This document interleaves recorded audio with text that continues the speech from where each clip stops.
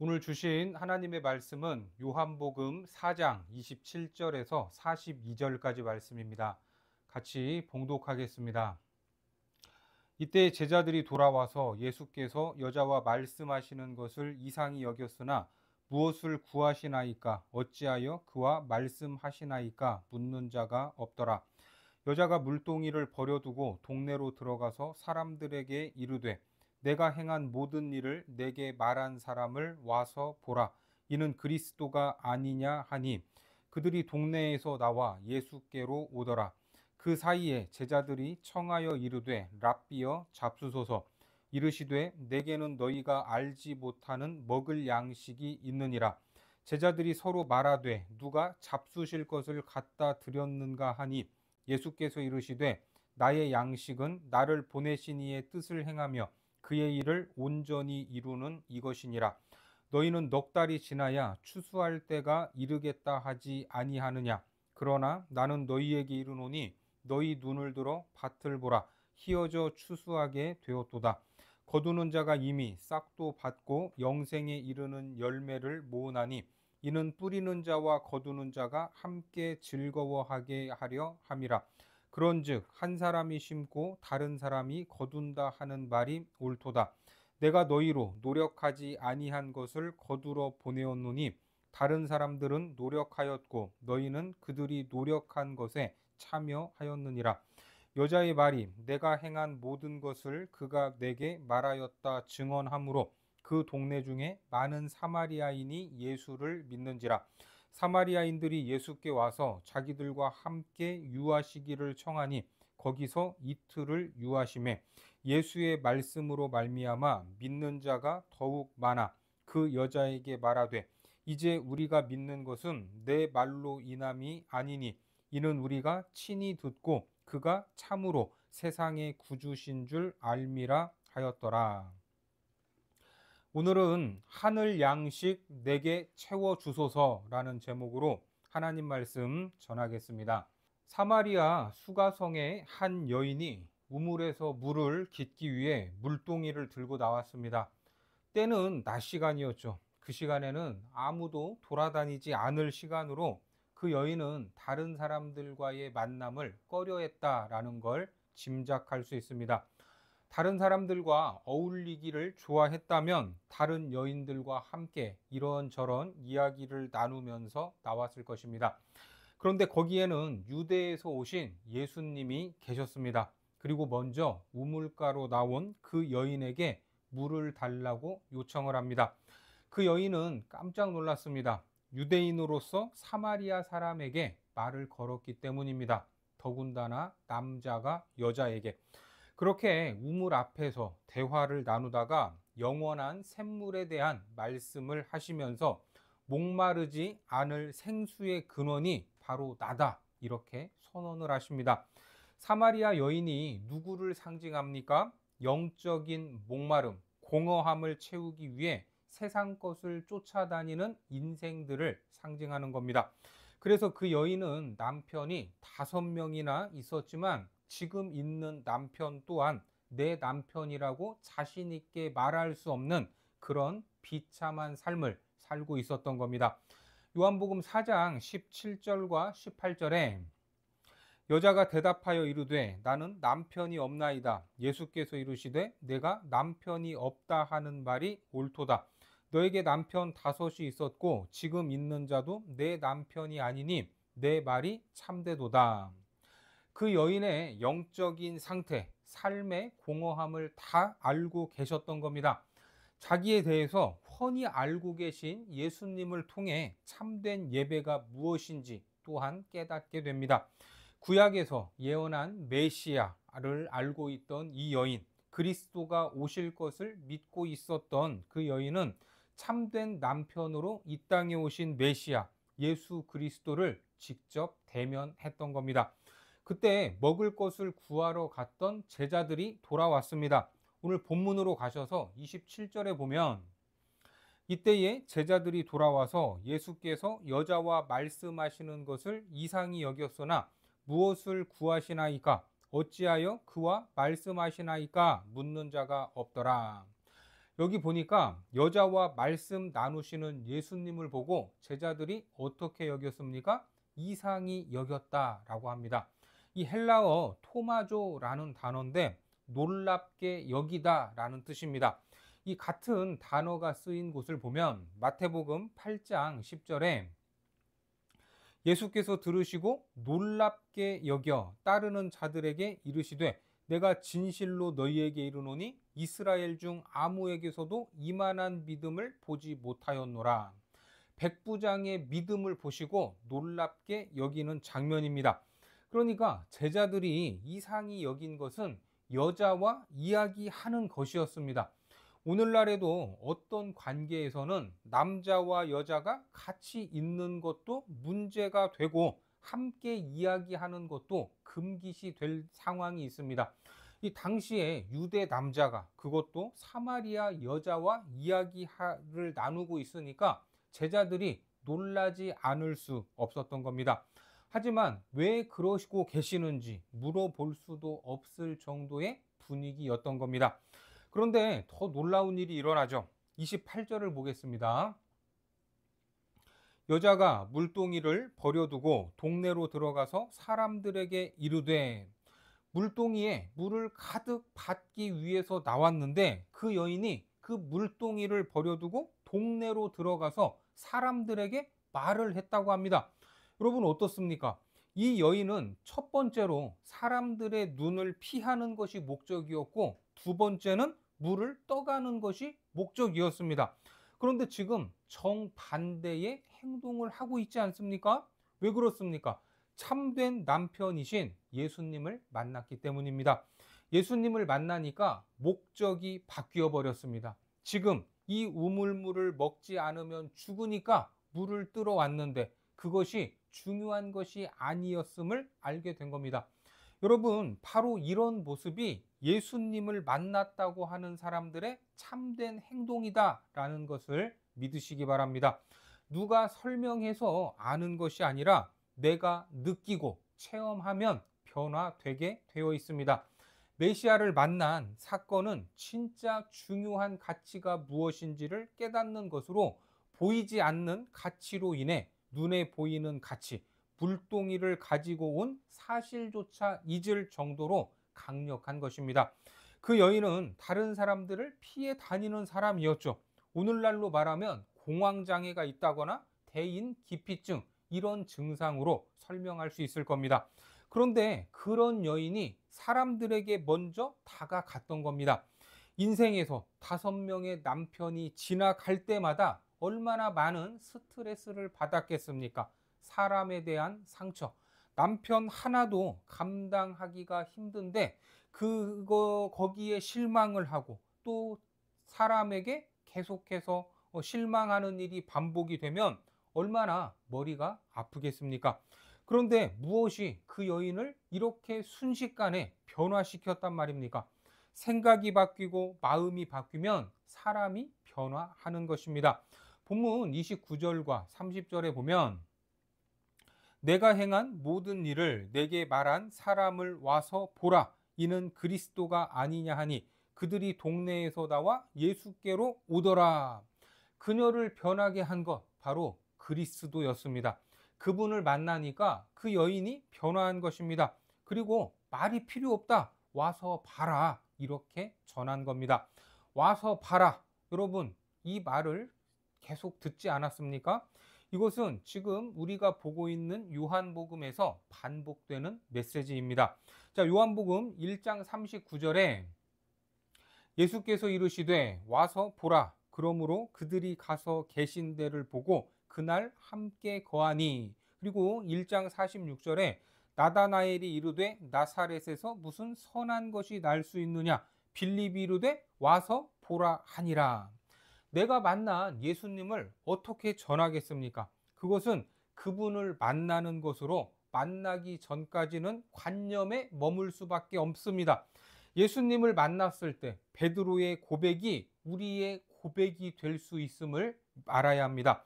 주는 그리스도시요 살아계신 하나님의 아들이십니다. 주님을 경험하고 만나는 것을 통해 변화되는 역사가 일어나는 것입니다.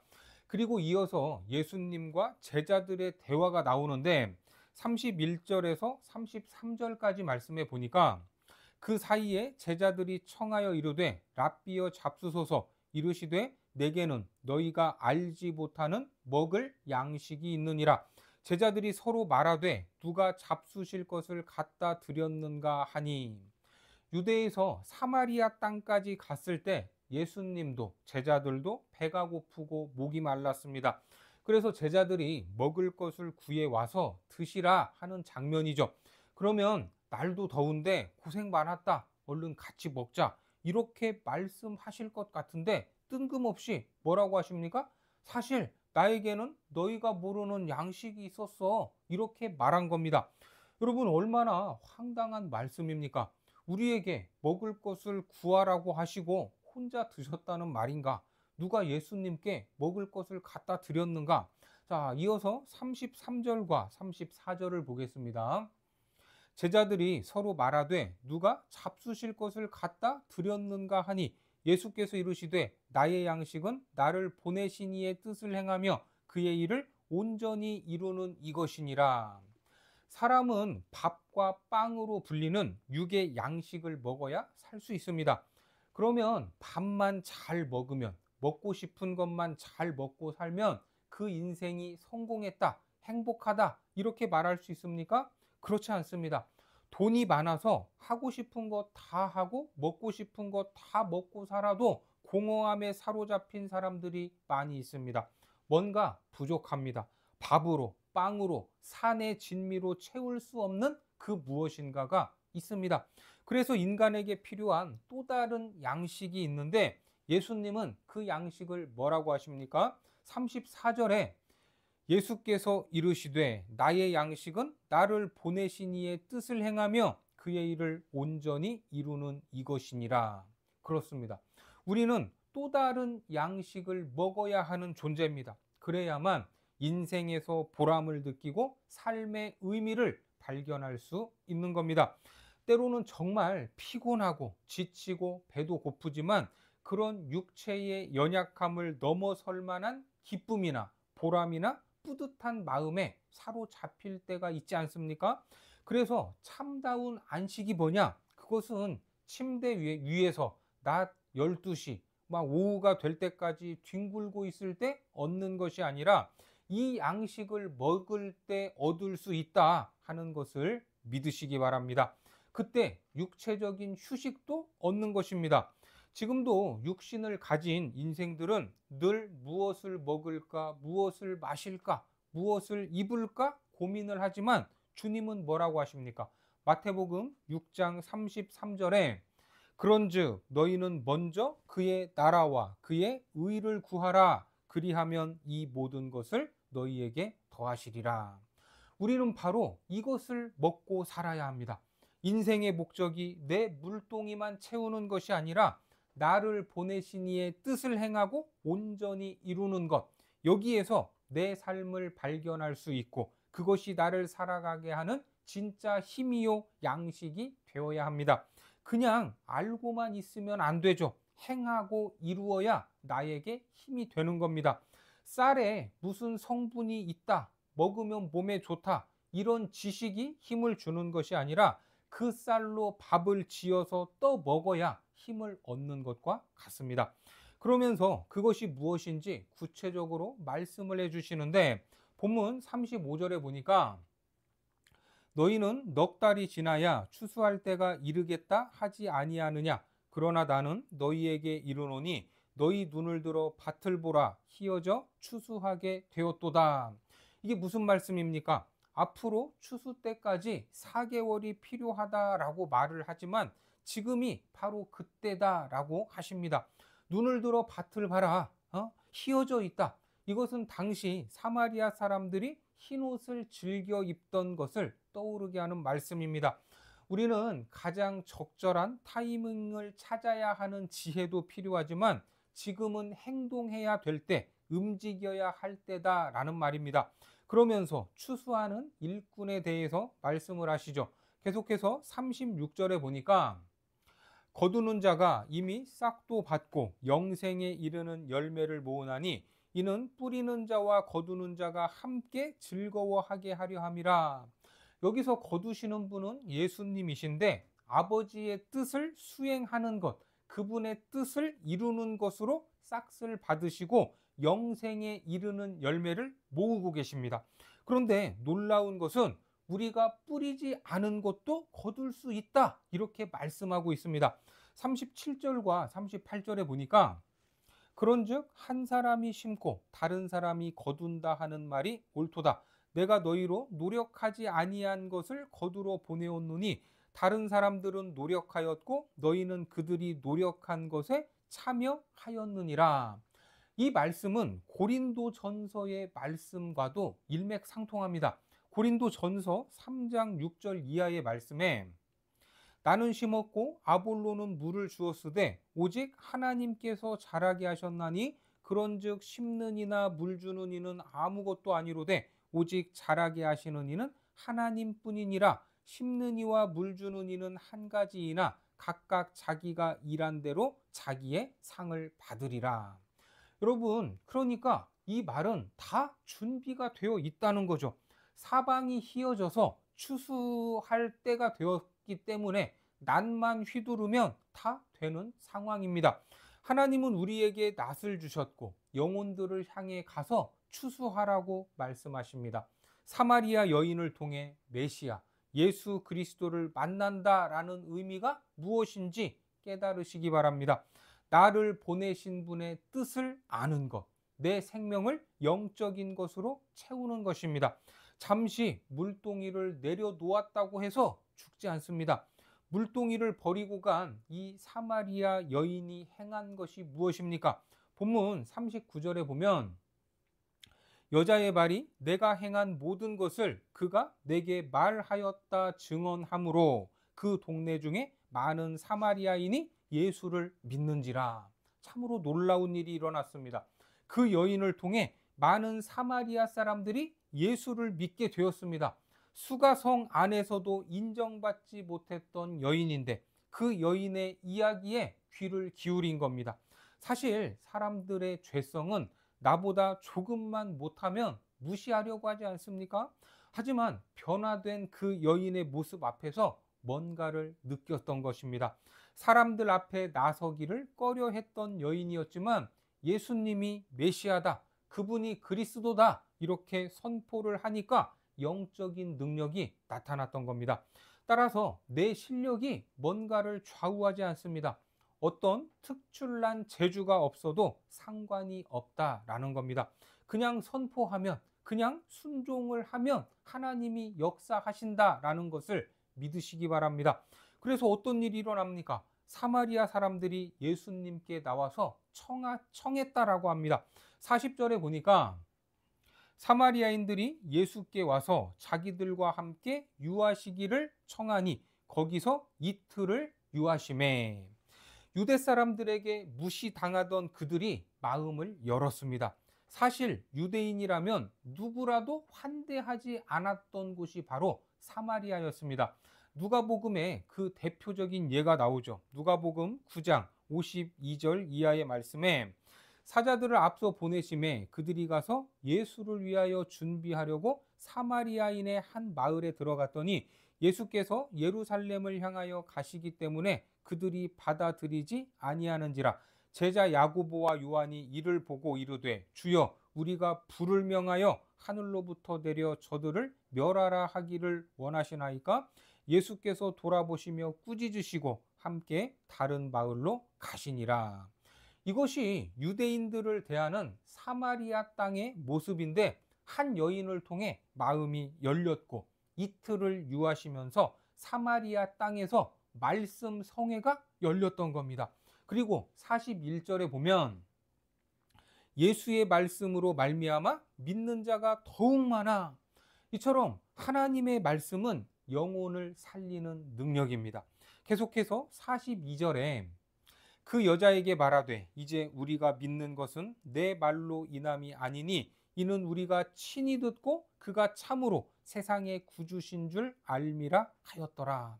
그분이 구주임을 알았다고 합니다. 본인에게 직접 들었다라는 말로 그 여인에게 고마움을 표시하는 것입니다. 그렇습니다. 우리의 역할은 물이 포도주로 변할 때 순종하여 물을 떠온 하인들처럼, 또 사마리아 여인처럼 보고 들은 것을 전하는 것입니다. 전하기만 하면 목마름에 빠진 영혼들은 메시아에 대한 갈망이 생기고 관심을 가지게 되는 겁니다. 그때 우리가 도울 수 있는 그것 무엇이겠습니까? 바로 하나님의 말씀을 읽어보라 하고 권면하는 겁니다. 특히 복음서를 읽으라고 권하시면 됩니다. 그 중에서도 요한복음이 좋습니다. 예수님이 하나님이심을 드러내는 주제, 이 주제의 말씀이기 때문입니다. 그러면 그 말씀이 또 다른 능력을 드러내는 것입니다.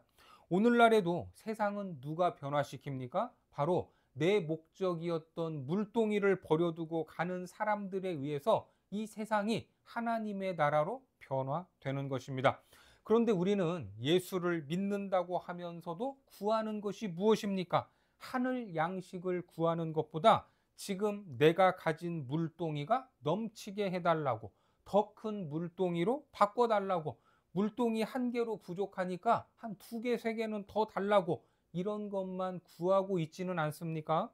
하지만 우리에게 진정 필요한 것은 하늘의 양식입니다. 그 양식을 구하시기 바랍니다. 그 양식을 통해서 참된 기쁨을 얻고 생명을 얻고 내가 살아갈 이유와 존재를 발견하시기 바랍니다. 자, 마지막으로 34절을 다시 한번 읽어보겠습니다. 예수께서 이르시되 나의 양식은 나를 보내신 이의 뜻을 행하며 그의 일을 온전히 이루는 이것이니라.